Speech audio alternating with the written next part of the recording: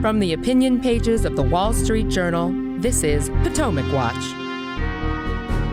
Who really won the House majority in the November election? A month after that election, it's hard to tell who won by the behavior of the two parties as they plan for the next Congress. Democrats transition to a new generation of leaders relatively smoothly, while Republicans are fighting among themselves and can't select a candidate for Speaker, or at least guarantee that one will win a majority. Is this a sign of things to come next year? Plus, Congress moves to stop a nationwide railroad strike that would hurt the American economy. We'll tell you where things stand. Welcome, I'm Paul Gigot with the Wall Street Journal editorial page, and here with my colleagues Kim Strassel and Kyle Peterson. So if a Martian came down now and didn't know what the election result was, I think they'd wonder who'd won the majority. Take a look at the Democrats. They've nominated a new leader, Hakeem Jeffries, a Democratic congressman from New York, and the top three candidates, none of them had any challenge despite this significant generational change. Let's listen to Mr. Jeffries.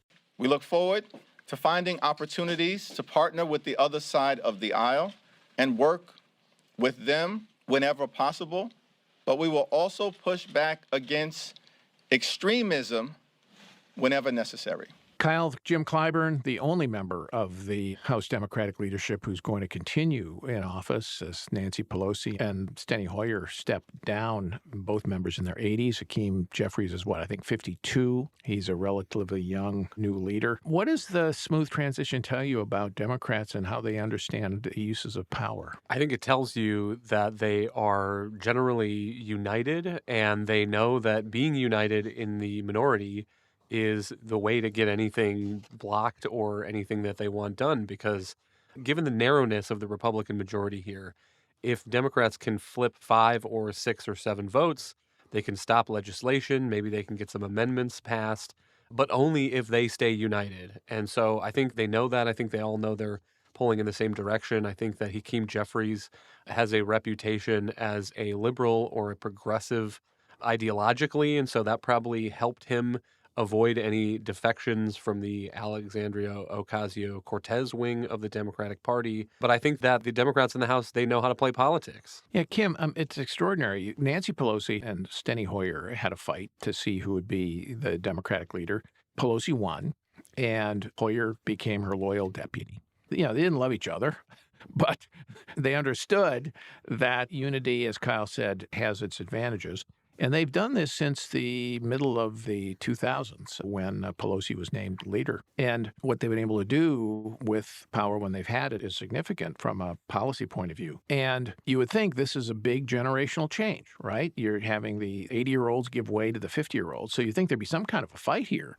But there wasn't. They all kind of have fallen in line. Are you surprised? No. And, I would point out that not only did Hoyer become her loyal deputy, he had for many years figured that when she retired, he would step up and become speaker. He felt it was his time. But in the face of what was clearly a lot of pressure from a new generation of Democrats to have wholesale change, he, again, gracefully stepped aside. Both he and Pelosi did.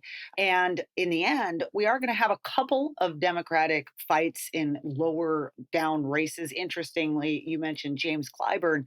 He decided he wanted to stay in the leadership, though no longer at the number 3 spot, and said he was going to go into the number 4 position. He's actually going to get a challenge from a younger member, David Cicilline from Rhode Island. So you're going to have some of those. But in terms of the top of the ticket, you now have this young group. By the way, Pete Aguilar, who's becoming the chair of the party caucus, the number 3 position, is only 43. And there's a lot of enthusiasm there because they're hopeful, by the way, too, that by staying united and by showing Republican disarray, that they have a good shot of taking back the House 2 years from now, especially if Donald Trump is somehow leading the ticket. And they understand, as you were mentioning, that it's also very powerful to be united in the majority. That's how Nancy Pelosi managed to get as much done. So there's a lesson here for the Republicans on the other side. Well, and speaking of the chaos caucus, the Republicans, it's a real mess. Kevin McCarthy won the vote overwhelmingly when Andy Biggs, the Arizona Republican, challenged him for the Republican leader position to be the candidate for Speaker. Overwhelmingly, he got more than 180 votes. 188. 188. Then Andy Biggs followed that by saying, well, I can never vote for the Speaker. And then Matt Gaetz said, I can never vote for McCarthy to be Speaker. And then now there's 4 or 5 of them who said, I can never vote for McCarthy. Now, he needs 218 votes, or at least a majority of those who are voting on the floor in January 3rd, I guess is the date when the 118th Congress will organize. And he's going to need the majority of those voting at the time to become Speaker. With the opposition of those members, that candidacy is very much in jeopardy. Let's listen to Leader McCarthy talk about why he thinks he'll get the votes. We're going to the floor, and I believe we'll get to 218. Why? Because if we don't, none of those investigations go forward. None of the work that we have put before us. We can't start investigating Mayorkas. We can't secure the border. We can't lower the gasoline price by making us energy independent. We can't give a government and hold them accountable. We can't pass a parent's Bill of Rights. All of that will stop. The subpoenas can't move out until you elect a speaker. Well, all of that is true, Kim, but given the narrowness of the majority, it looks like they'll have 220 votes when all the votes are counted. There's still 2 that haven't been officially declared. So they have 220 now. If they get to 222, that will be a mirror image of the majority that Nancy Pelosi had and the mirror image of the majority that she wielded so effectively to implement so much of Joe Biden's agenda. So if Republicans look at that, as you suggested earlier, you would think they see an example of how to behave. Instead, they've got out the rifles or the knives, pick your metaphor, to stab each other, shoot each other, and not get organized. What's driving this opposition to McCarthy? Well, that is the strange part, Paul, is that it's very nebulous. We had this vote all the way back on November 15th internally in the Republican side. Andy Biggs made his case. There was a debate, and he lost decisively, 188 to 31. And instead of all getting around the person who won, you've had this carping. It is very vague. Complaints that McCarthy is too much a part of the establishment, complaints that he hasn't taken enough of a fight to the other side, that he's not right wing enough. I'm not quite entirely sure. There isn't a general thing. Now, some of the members who are holding out their approval of him and not yet getting on board are doing so for strategic reasons. The Republicans have been having a series of votes. There's a few more yet to come in terms of organizing the party and the rules that they're going to abide under next year. And these folks are trying to wrangle some concessions from McCarthy in terms of giving rank and file members a bit more power, et cetera, and so on. And he has given way on some of these things. There was an example just this week. Members had wanted to have a 10-day notification for any legislation that was going to be brought to the floor that didn't come out of committee, meaning they wanted to restrain the speaker's ability to just drop a bill that was written in some backroom scenario. And in the end, he shortened that to 5. They got a kind of victory.